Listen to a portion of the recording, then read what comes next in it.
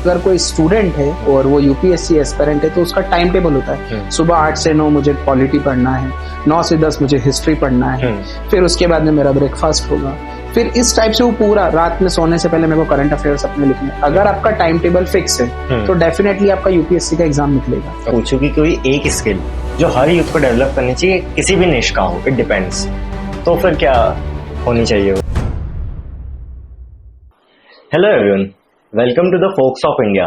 Today it's my pleasure to invite mister Himanshu Agnihotri sir, who is ex IPS, UPSC Mitra coordinator as well as high court advocate. So it's my pleasure to have you on our show sir.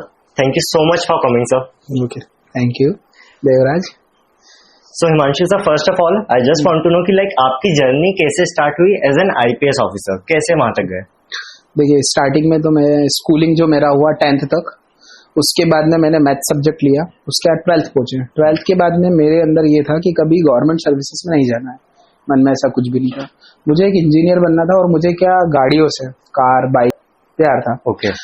जब मैंने सोचा कि इस field में जाना है, but मेरे जो फैमिली बैकग्राउंड है वो सब गवर्नमेंट जॉब से रिलेटेड है, तो उनका ये कहना था कि आप कैसे भी करके UPSC से IAS बने, नॉट इन IPS, लेकिन आप IAS बने और देश के लिए कुछ करें।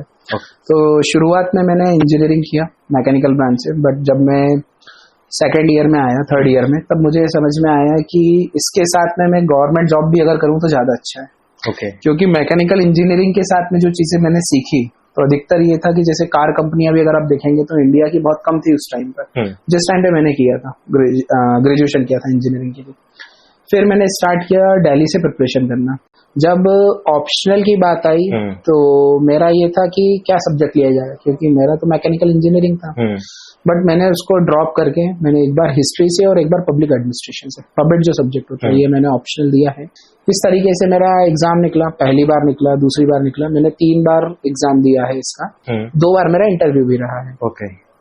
इसके साथ में जब मेरा कैडर अलॉटमेंट हुआ तो मुझे आंध्र प्रदेश मिला, तो किसी रीजन के कारण मुझे वो ड्रॉप आउट करना पड़ा। एक चीज तो ये भी थी कि घर वालों का ये कहना था कि आपको मध्य प्रदेश में रहना है।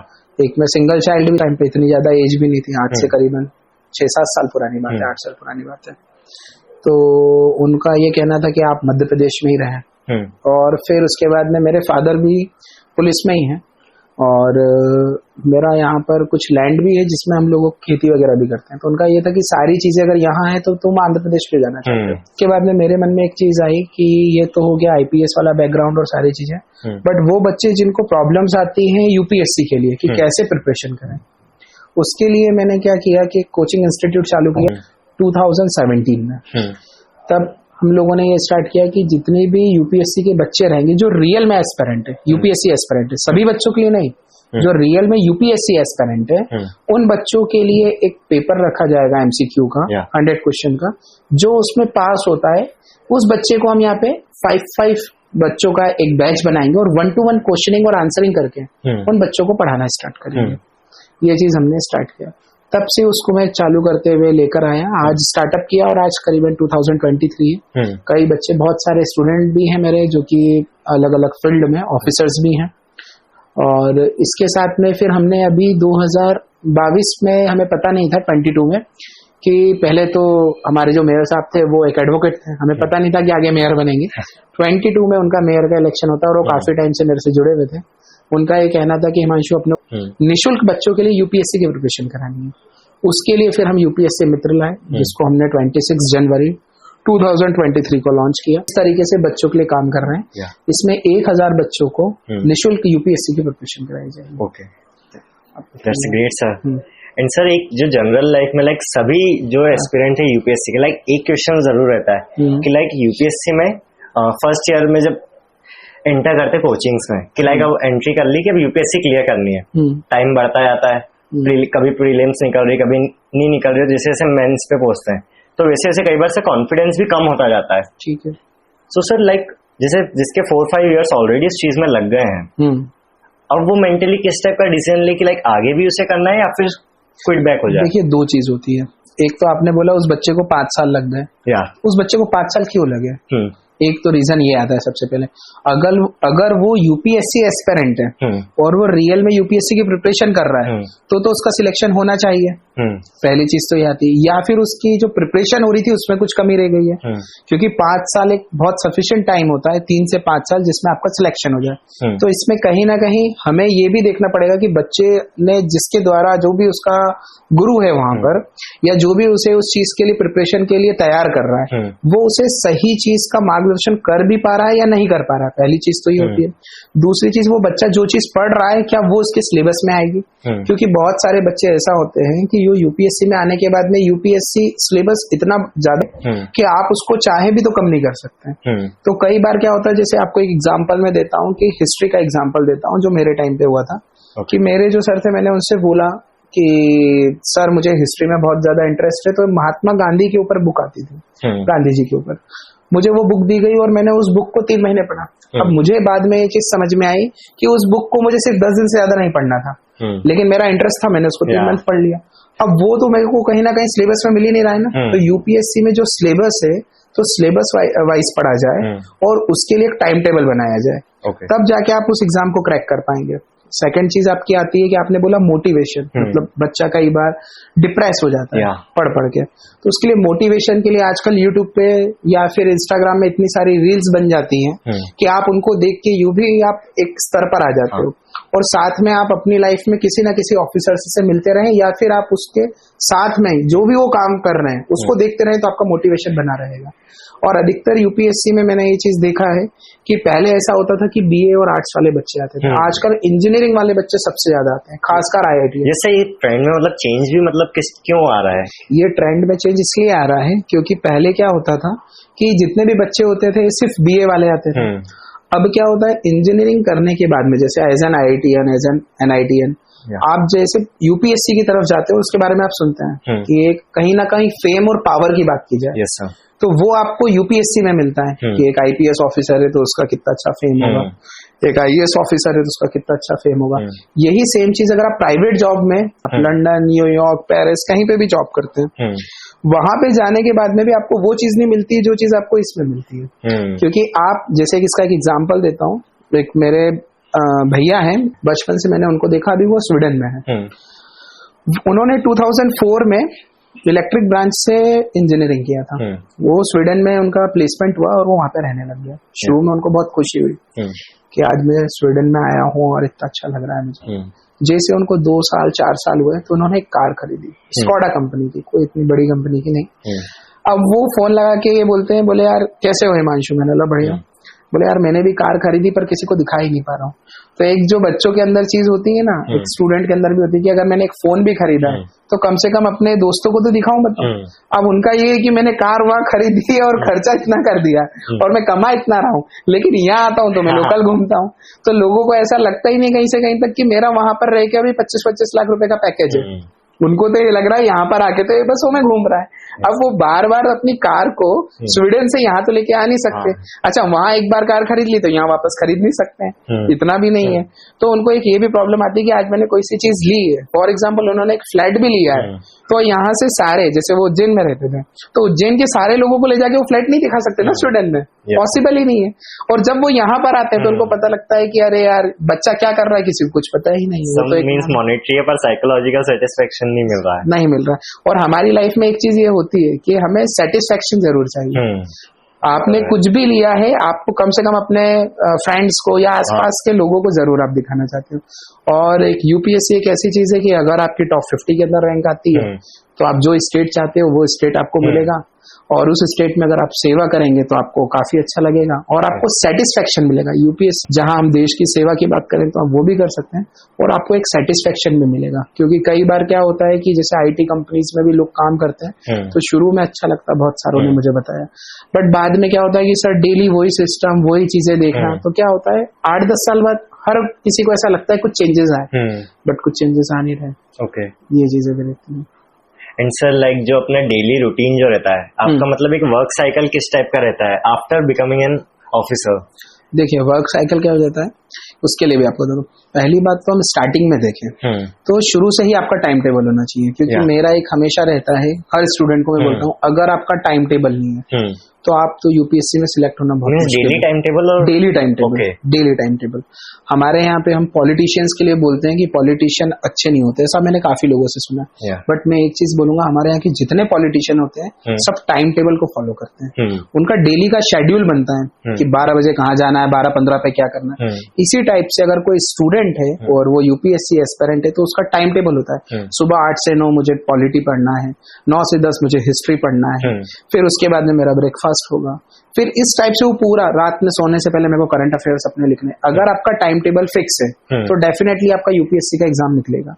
बट अगर आपका टाइम टेबल फिक्स नहीं है तो आप कभी भी एक अच्छा ऑफिसर भी नहीं बन सकते, क्योंकि जिस तरीके से हम एक आईएएस ऑफिसर की बात करते हैं, और अगर हम इंदौर में ही देखें हमारे आईएएस ऑफिसर को, जितने भी आते हैं ये सब लोग टाइम टेबल और शेड्यूल को फॉलो करते हैं, क्योंकि एक इंदौर इतना बड़ा शहर है कि इसको एक आईएएस ऑफिसर को देखना बहुत बड़ी बात होती है, और इतने सारे लोगों से मिलना। तो हमें टाइम शेड्यूल्स का सुबह से लेके मॉर्निंग से लेके इवनिंग तक का शेड्यूल बना के चलना पड़ता है। अगर आपका शेड्यूल कहीं पर भी फेल हुआ तो आप याद रखिएगा आप एक अच्छे ऑफिसर्स भी नहीं बन सकते।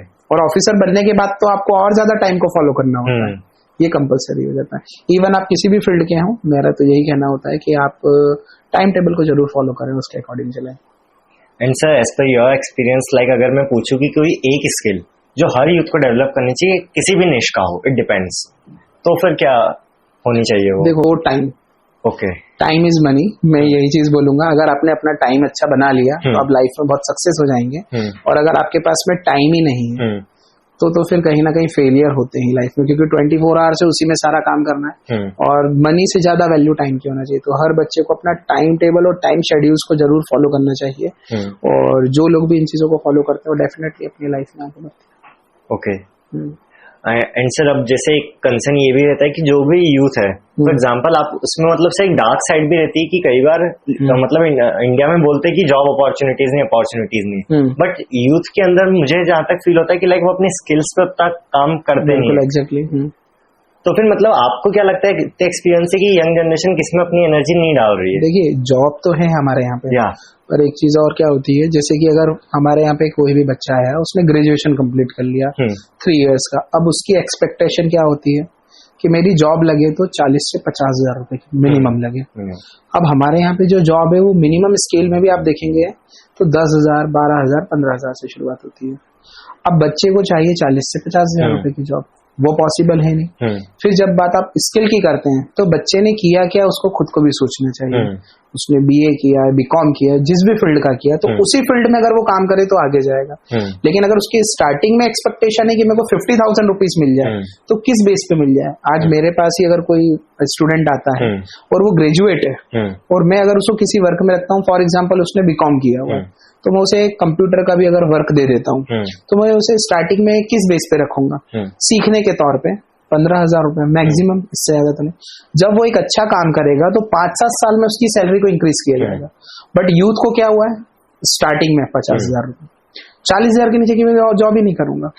तो ये जो प्रॉब्लम है, क्योंकि आपके अंदर अभी स्किल डेवलप नहीं हुआ है और आपको चाहिए पैसा ज्यादा, वो तो पॉसिबल नहीं, क्योंकि जब तक आपके अंदर स्किल नहीं होंगे तब तक कोई भी कंपनी आपको अच्छा पैसा नहीं दे सकती। ये एक रीजन है। तो बच्चे को अपने स्किल्स की और थोड़ा सा ज्यादा ध्यान देना चाहिए।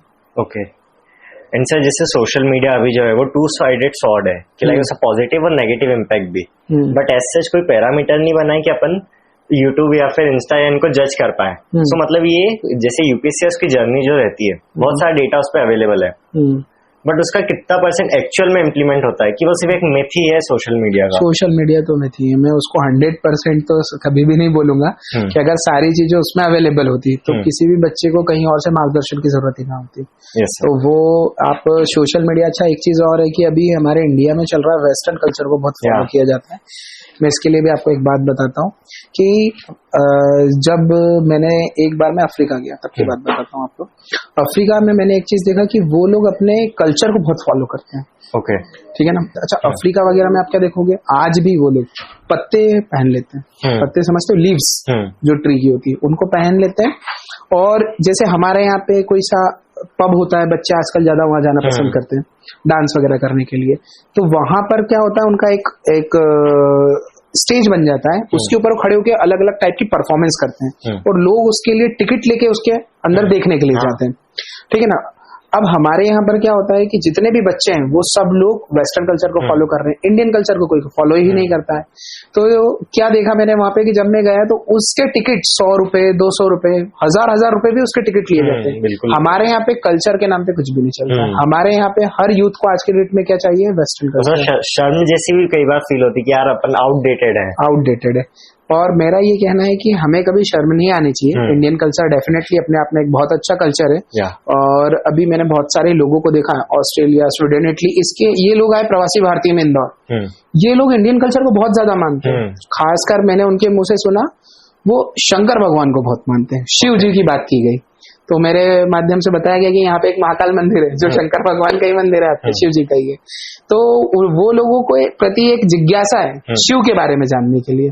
हमारे यहाँ पे आज की डेट में कोई बच्चा शिव को नहीं जानना चाहता, वो उसको मंदिर जाना एक बोझ लगता है। लेकिन अगर यही बाहर के लोग हमारे यहाँ आते हैं, आप खुद भी सपोज करिए कि एक यूएसए का पर्सन अगर यहाँ आएगा तो क्या वो पिज्जा खाने जाएगा, क्या वो बर्गर खाने जाएगा? वो तो उसकी कंट्री में इजीली उसको मिल रहा है ना।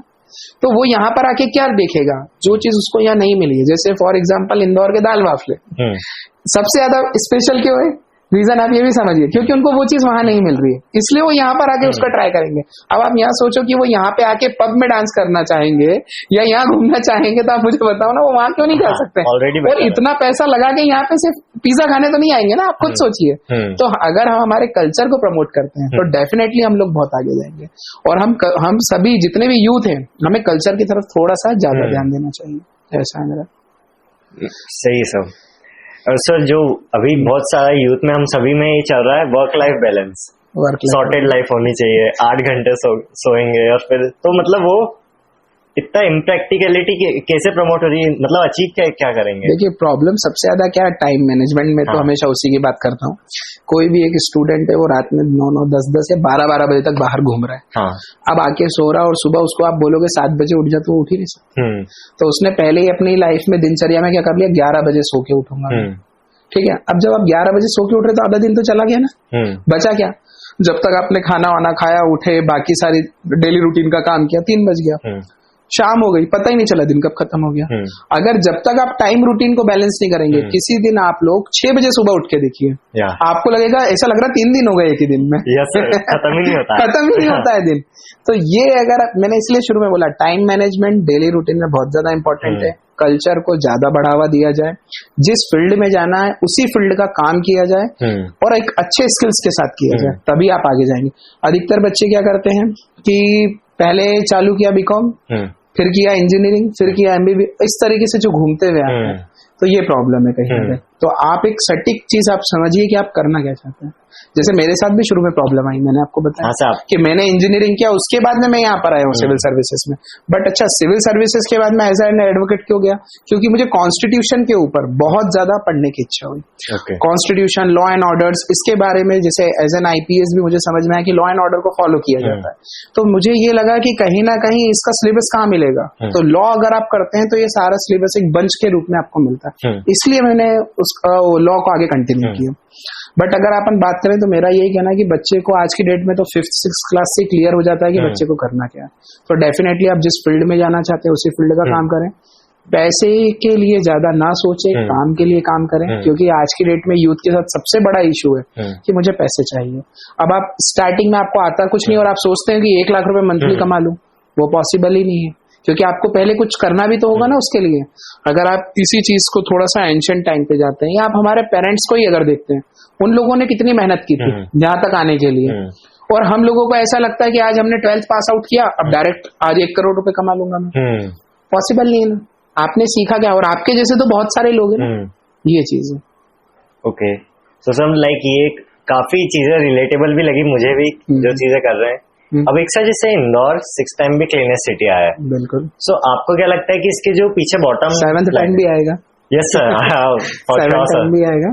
सो लाइक से इंदौर ने किस चीज पे सबसे ज्यादा काम करा है? लाइक वेस्ट डिस्पोजल दूसरी स्टेट्स में भी हो रहा है, बट यहाँ पे स्पेसिफिकली क्या है?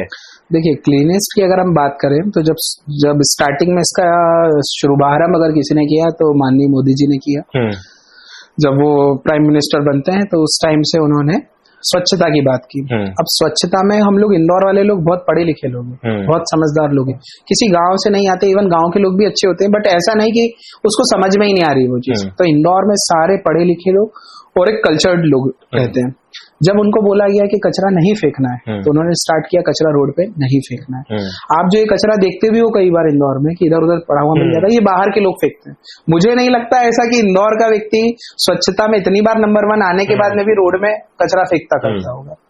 तो पहली चीज स्टार्टिंग स्वच्छता में यहाँ से आती है। फिर हमने 6 बीन बनाए, बॉक्स बनाए अलग अलग।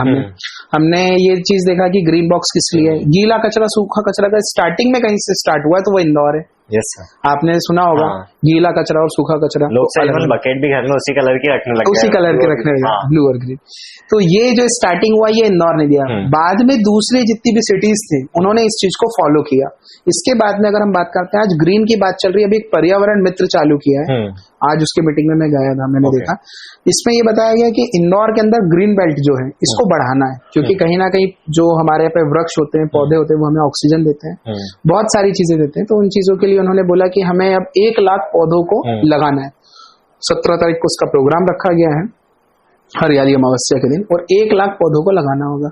बट फिर यही बात आती है, क्या हम 1 लाख पौधे लगाएंगे तो वो सेम डे में उतने बड़े हो जाएंगे? नहीं, टाइम लगेगा उसको, 4 से 5 साल लगेगा। हम हर साल ऐसा एक प्रोसीजर लेकर आएंगे, और हमें भी पता है कि 1 लाख में से अगर 50% भी अगर पौधे लग रहे हैं, 1 साल में 50,000 भी लग रहे हैं, तो आने वाले 4 साल में 2 लाख पौधे तो कहीं ना कहीं हमारे यहाँ पे लग जाएंगे। वो एक अच्छा खासा हमारे यहाँ पे ग्रीन बेल्ट तैयार कर देंगे, और इससे हमारा प्लांटेशन भी ज्यादा इंदौर का बढ़ेगा। अच्छा, इससे पॉल्यूशन भी रुकता है कहीं ना कहीं, क्यों हमारे यहाँ की ट्रैफिक व्यवस्था हम देखिए हैं कि क्या कंडीशन है, मेट्रो भी चली रही है। तो एक आपने जहाँ स्वच्छता की बात करी, तो इंदौर ने पूरे भारत में नाम किया, अभी तो इसी के साथ में पूरे विश्व में भी स्वच्छता के मार्गदर्शन पे नाम किया। इसीलिए हम लोगों ने ग्रीन बॉन्ड भी निगम ने लॉन्च किया था, जो आज की डेट में पहला ऐसा ग्रीन बॉन्ड है जो पूरे इंडिया में स्टार्ट करने वाला अगर कोई है तो वो इंदौर। ओके, इस तरीके से स्वच्छता को हम देख सकते हैं। आगे स्वच्छता के साथ बाकी भी बहुत सारी शिक्षा जगत के लिए भी काफी अच्छे काम किए जा रहे हैं, निगम के माध्यम से भी और इंदौर शहर वासियों के माध्यम से भी। कि पहले पीएससी हब था, अब यूपीएससी हब भी हम लोग बनाने की कोशिश कर रहे हैं इंदौर को, यूपीएससी मित्र के माध्यम से। और आपको जान के एक चीज खुशी होगी, इसमें बहुत सारे आईएएस ऑफिसर और आईपीएस ऑफिसर इस यूपीएससी मित्र के लिए हम लोगों के साथ में है। और जैसा रेगुलरली मतलब क्लासेस और वो सब चीजें भी लेंगे, जो डेली तो नहीं ले पाएंगे, पर वीकली क्लासेस जरूर लेंगे वो लोग, जब भी उनको टाइम मिलता है तो वीकली क्लासेस जरूर वो लोग लेंगे। और जैसे आपने एक चीज बताई कि सर मोटिवेशन बच्चे को, अगर एज एन कोई आईपीएस होता है या आईएएस होता है, अगर वो क्लासेस लेता है तो बच्चे को कहीं ना कहीं मोटिवेशन 200% ऊपर इंक्रीज, जो बनना है वो खुद ही पढ़ा रहे हैं। So sir, at this point of time एक और क्वेश्चन ये है कि लाइक इतनी बड़ी आपकी जर्नी रही, तो उसमें कोई भी बैरियर्स या स्पीड ब्रेकर्स नहीं आए कि लाइक जो हम यूथ तो हम रेगुलरली फेस करते हैं? देखिए, स्पीड ब्रेकर्स का ऐसा है कि अगर आप अपनी लाइफ में किसी एक चीज के लिए, गोल के लिए अगर आप एक एस्पिरेंट बन जाते हैं, तो आपको प्यार भी करना है तो अपनी बुक से करना है, किसी दूसरे की तरफ ना जाए। अगर आप बुक से प्यार कर लेंगे, अपनी किताबों से प्यार कर लेंगे, तो आप लाइफ में आगे चले जाएंगे। और अगर आप इन चीजों में उलझ जाएंगे, देखिए इसका भी एक टाइमिंग आता है, बट जो आज की डेट में यूथ में क्या है, 15-16 साल से स्टार्ट हो चुका है। कुछ तो बोलते हैं इसके और जल्दी भी हो गया, बट मेरा ऐसा मानना है कि इसका भी एक टाइम पीरियड होता है। पहले आप अपनी एक अच्छी लाइफ बनाओ, फिर इन चीजों में जाओ। अच्छा। तो मेरे लाइफ में ओनली फोकस रहा तो एक एजुकेशन रही, इसीलिए मुझे लगता है मैं यहाँ तक आ पाया, क्योंकि फिर वही टाइमिंग इशू, क्योंकि अगर आज की डेट में रिलेशनशिप में भी टाइम देना होता है, आपको एक चीज बैलेंस आउट करना पड़ता है, नहीं तो रिलेशनशिप क्या हो जाती है, ब्रेक हो जाती है। तो आज की डेट में जिस प्रकार से हम यूपीएससी को टाइम दे रहे हैं, अगर आप अपना टाइम मैनेजमेंट कहीं और चेंज करेंगे तो फिर प्रॉब्लम आती है कहीं ना कहीं। और रिलेशनशिप कितनी भी अच्छी क्यों ना हो, अगर आप वहां भी टाइम नहीं देते हो तो वो ब्रेक हो जाएगी, इजीली ब्रेक होती है। ओके, सो सर लाइक अभी ये सारे पॉइंट्स कवर करने के बाद एक जो मुझे लगता है कि ड्रग्स और वो वाला पार्ट है, उस चीज पे भी इंदौर कैसे बढ़ रहा है आगे? देखिए, यूथ जो है एक्चुअली में उसको पता नहीं कि उसको करना क्या, उसको ये लगता है कि जो भी बाहर के कल्चर में चल रहा है वो मुझे उसको अडॉप्ट कर लेना चाहिए। बट यूथ को एक चीज ये देखना चाहिए कि क्या वो मेरे लिए प्रॉफिटेबल है। जैसे मैंने एक लड़के से एक बार पूछा, एक जगह पे एक लड़का खड़ा था, वो सिगरेट पी रहा था, स्मोकिंग कर रहा था। मैंने उससे पूछा कि स्मोकिंग क्यों करते हो? बस करता हूँ। अरे रीजन तो होगा ना कोई सा कि स्मोकिंग करने से क्या मजा आ जाता है? सर डेयरिंग आती है। मैंने बोला बहुत अच्छी बात है, डेयरिंग आती है। पुलिस वाले आएंगे, 2 लट्ठ मारेंगे, डेयरिंग हट जाएगी, फिर सिगरेट पियोगे तुम। अरे सर ऐसा थोड़ी ना। तो मैंने सिगरेट पीने से होता क्या है? आप मुझे एक लाइन बताइए कि क्या आपको ऐसी चीज मिल जाती है कि सिगरेट पीने से मजा आ जाता है? ऐसा कौन सा मजा है? वो आप उसको एक्सप्लेन तो करिए कि मुझे ये चीज मजा आती है। बोले सर ये तो हमें भी आज तक समझ में नहीं। तो मैंने फिर स्मोकिंग क्यों कर रहे हो? फिर उसको छोड़ो ना, क्योंकि कहीं ना कहीं वो आपका टाइम तो ले रही है, मनी भी ले रही है, और कहीं ना कहीं आपको हेल्थ इश्यूज से भी उससे सर जैसे कहीं ना कहीं प्रॉब्लम आएगी। बेसिकली क्या जो डोपामिन अपना रिलीज होता है, मतलब इससे जो मेडिटेशन और ये सब चीजें हैं अपन इससे कैसे प्रमोट कर सकते हैं कि डोपामिन रिलीज मेडिटेशन के माध्यम से कर सकते हैं, और उसका दूसरा कोई सा रिसोर्स ढूंढो आप कि स्मोकिंग की जगह किसी और चीज में आप उसको ट्रांसफर कर लो। फॉर एग्जाम्पल जूस पीना चालू कर दो। स्टार्टिंग में नहीं होगा बट धीरे धीरे हैबिट में आ जाता है। मैंने ऐसे भी कुछ लोगों को देखा है जो गर्म पानी पी के सुबह की अपनी दिनचर्या को आगे बढ़ाते हैं, और कुछ लोग ऐसे भी होते हैं जो स्मोकिंग करके अपनी दिनचर्या को आगे बढ़ाते हैं। तो आपको ये डिसाइड करना होगा कि आपके लिए और आपकी हेल्थ के लिए क्या प्रॉफिटेबल है। देखिए हेल्थ ज्यादा होना या से कोई प्रॉब्लम नहीं होती है, पर हेल्थ अगर कम भी हो तो भी बीमारियां होती है, हेल्थ ज्यादा भी हो तो भी बीमारियां होती है। डिजीज दोनों कंडीशन में। मेरा ये कहना है कि आपकी बॉडी अंदर से अच्छी होना चाहिए। बाहर से जो भी सुंदरता है वो काम नहीं आएगी, बट बॉडी के अंदर की जो सुंदरता है वो ज्यादा हमें काम आएगी। Okay, that's a good one, sir. So at last, thank you so much for giving your precious time. एक लाइन जो आप यूथ को एडवाइस देना चाहेंगे? मैं यही बोलूंगा कि सबसे ज्यादा शिक्षा की ओर ध्यान दिया जाए। शिक्षा ही समाज का दर्पण है। आज आप एक अच्छे एजुकेटेड पर्सन बनेंगे तो देश के साथ में, राष्ट्र के साथ में आप पूरे विश्व को भी आगे लाएंगे। तो मैं यही चाहता हूं कि आप शिक्षा जगत में कुछ ना कुछ अच्छे काम करें। मैं भी इससे जुड़ा हुआ हूं, आप भी मुझसे जुड़िए और शिक्षा के साथ में रहिए। धन्यवाद। Yes sir, thank you so much. Thank you so much sir.